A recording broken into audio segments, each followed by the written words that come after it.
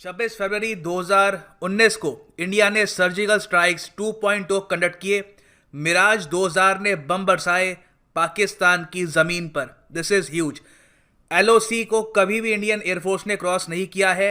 आप अगर 1971 की वॉर देखो, उसके बाद से कभी भी इंडियन एयरफोर्स ने लाइन ऑफ कंट्रोल को क्रॉस नहीं किया है। और यहाँ पे लाइन ऑफ कंट्रोल को क्रॉस किया गया और पाकिस्तानी टेरिटरी में जाकर अटैक किया गया। This is huge. डिस्कस करेंगे यहाँ पे हुआ क्या है, ओवरऑल अटैक था क्या, पाकिस्तान क्या रिस्पॉन्ड इसका कर सकता है।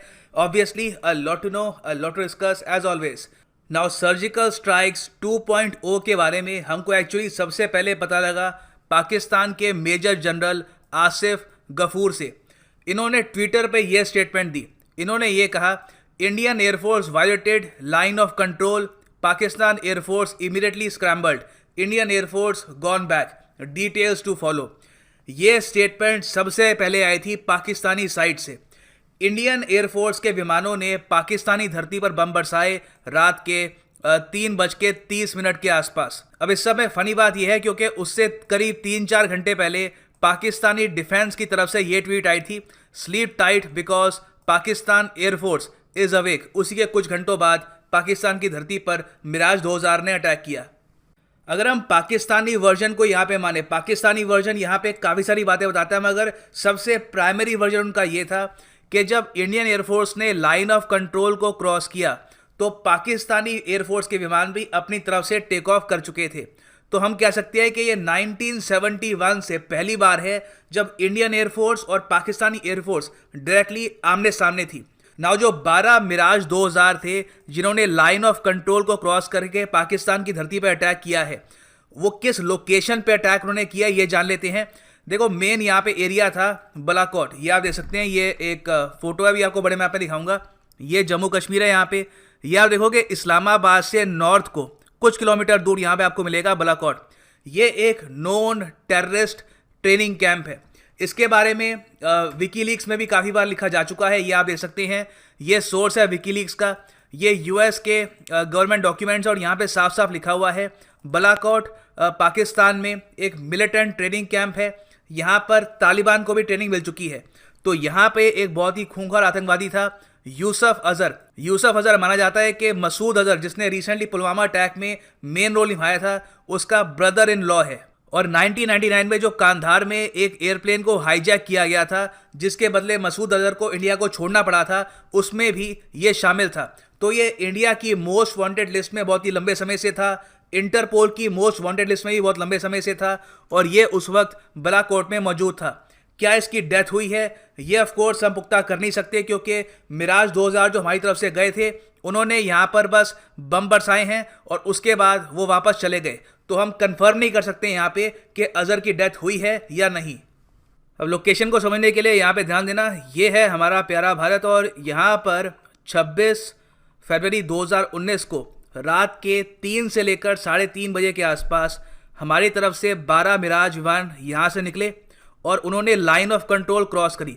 लाइन ऑफ कंट्रोल आपको पता होगा, इसे कहते हैं जो पाकिस्तान ने कश्मीर का हिस्सा कब्जा रखा है, पाकिस्तान ऑक्यूपाइड कश्मीर है, यहाँ पर जो लाइन है इसे हम कहते हैं लाइन ऑफ कंट्रोल। तो इंडिया ने लाइन ऑफ कंट्रोल यहाँ से क्रॉस किया और उसके बाद पाकिस्तानी टेरिटरी पर बम बरसाए। इंडियन एयरफोर्स ने पाकिस्तानी जो ये वाली टेरिटरी है इसको वॉयलेट नहीं किया है, बस यहाँ पे बम बरसाए हैं, जो अपने आप में काफ़ी बड़ी बात है। तो यहाँ पे आप देख सकते हैं, ये यहाँ पर है बालाकोट, यहाँ पर बॉम्बिंग हुई है। अब इस मैप से आप काफ़ी अच्छे से समझ पाएंगे। यहाँ पर देखो, ये आपको ये लाइन दिख रही है ब्लू, ये है लाइन ऑफ कंट्रोल। इसके पीछे जो ये वाला एरिया है ये है पाकिस्तान ऑक्यूपाइड कश्मीर। तो इंडियन एयरफोर्स के विमानों ने ये लाइन ऑफ कंट्रोल क्रॉस करी और इस एरिया को, ये जो पूरा एरिया है, इसको पाकिस्तान मानता है कि ये उसका एयर स्पेस है। तो जैसे ही पाकिस्तान के हिसाब से जो उनका एयर स्पेस है उसमें इंडियन एयरफोर्स के विमान एंटर हुए, यहाँ से पाकिस्तान के विमान भी रवाना हो गए अकॉर्डिंग टू पाकिस्तान वर्जन। तो अभी जो अटैक हुआ है वो इस एरिया के आसपास हुआ है, मुजफ्फराबाद सेक्टर में। ना इंडिया की तरफ से जो ऑफिशियल बयान आया है इस अटैक के बाद, वो आया था इंडिया के फॉरेन सेक्रेटरी विजय गोखले की तरफ से। इन्होंने कंफर्म किया है कि इंडिया ने अटैक किया है और यहाँ पे लिखा है, struck the biggest training camp of Jaish e Mohammad.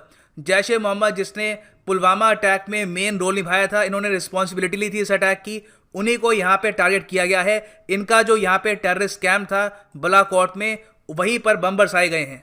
Now attack होने का जो इम्पैक्ट है वो देख लेते हैं क्या है। पहले तो पाकिस्तान का जो पार्लियामेंट है वहाँ पर शेम शेम के नारे लगे अगेंस्ट इमरान खान के वो प्राइम मिनिस्टर हैं और उनकी लीडरशिप के अंडर इंडिया ने पाकिस्तानी टेरिटरी पे अटैक कर लिया। पहली बार हम देख रहे हैं सिंस 1971।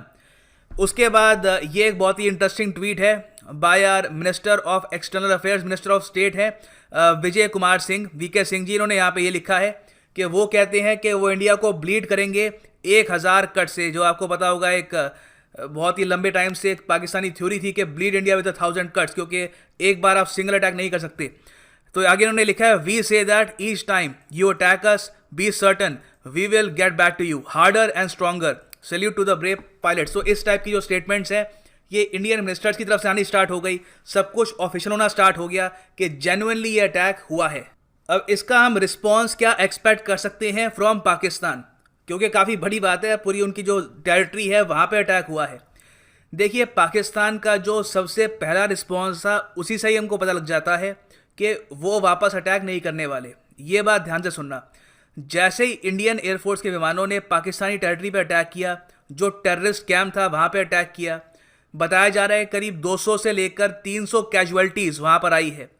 पाकिस्तान की तरफ से उनके मिलिट्री के स्पोक्समैन ने ये कहा कि इंडियन एयरफोर्स के जो विमान हैं उन्होंने लाइन ऑफ कंट्रोल क्रॉस तो करी, मगर जब वो बम बरसा रहे थे तभी पाकिस्तान एयरफोर्स उनके सामने आ गई और वो किसी ये कैंप को या फिर किसी इंपॉर्टेंट इंफ्रास्ट्रक्चर को डैमेज नहीं कर पाए। उन्होंने बस ओपन ज़मीन में ही अपने बम बरसा दिए और वापस चले गए।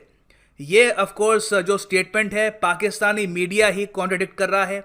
बीबीसी उर्दू ने फुटेज दिखाई है बालाकोट के रेजिडेंट्स की, जहाँ पे उन्होंने बोला है और वहाँ के रेजिडेंट्स कह रहे हैं कि उन्होंने बम गिरते हुए देखे हैं, कई लोग वहाँ पे घायल हुए हैं, कई लोग मरे हैं। तो पाकिस्तान का जो नैरेटिव है वहाँ पे उनके ही लोग आराम से काट देते हैं। मगर जो पाकिस्तान का नैरेटिव है उससे हमको ये पता लगता है कि पाकिस्तान यहाँ पे टेंशन्स को डी एस्केलेट करने की कोशिश कर रहा है, जो काफ़ी हद तक मैं कहूँगा वाइज चीज़ भी है।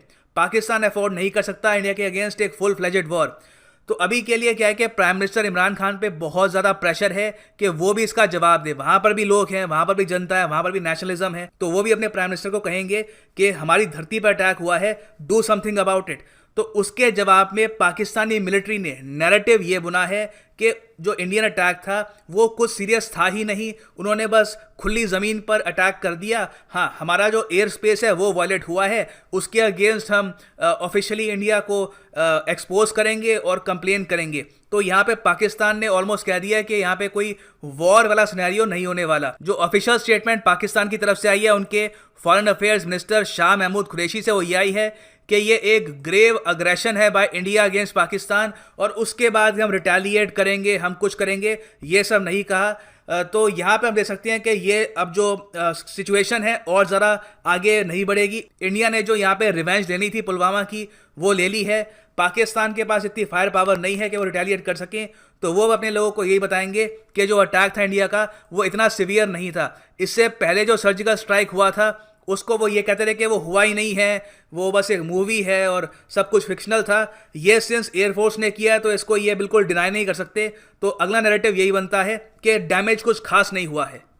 अब एक फाइनल क्वेश्चन सामने ये आता है कि मिराज 2000 को इस ऑपरेशन के लिए क्यों चुना गया जबकि हमारे पास रशियन सुखोई भी मौजूद थे। तो मैं आपको बता दूं कि 12 मिराज ने पाकिस्तानी धरती पर करीब 1000 किलो के गाइडेड बॉम्ब्स तो बरसाए हैं, मगर साथ ही साथ सुखोई भी रेडी थे वहाँ पे। अगर मान लो कुछ टेंशन्स एस्केलेट हो जाती, पाकिस्तानी एयरफोर्स भी यहाँ पे कुछ अग्रेशन दिखाती, तो सुखोई भी वहाँ पे रेडी था।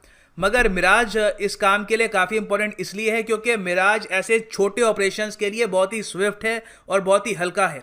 जो सुखोई हमने रशिया से ले रखा है वो रिलेटिवली स्लो है अगर आप मिराज 2000 से कंपेयर करो। मिराज 2000 ऑफ कोर्स आपको पता होगा डसॉल्ट ने बनाया है, जिस कंपनी ने रफाइल बनाया, जब हम रफाइल खरीद रहे हैं उसी कंपनी ने मिराज बनाया था और ये इंडिया ने फ्रांस से खरीदा था 1980s में। इंडिया के पास करीब 50 के आसपास मिराज 2000 है आज के टाइम में। फ्रांस ने इसको प्रोड्यूस करना बंद कर दिया है मगर इंडिया आज भी इसको यूज़ करता है। मिराज 2000 ने 1999 में कारगिल वॉर में भी डिसाइसिव रोल निभाया था और इंडिया की तरफ पूरी वॉर को पलट दिया था।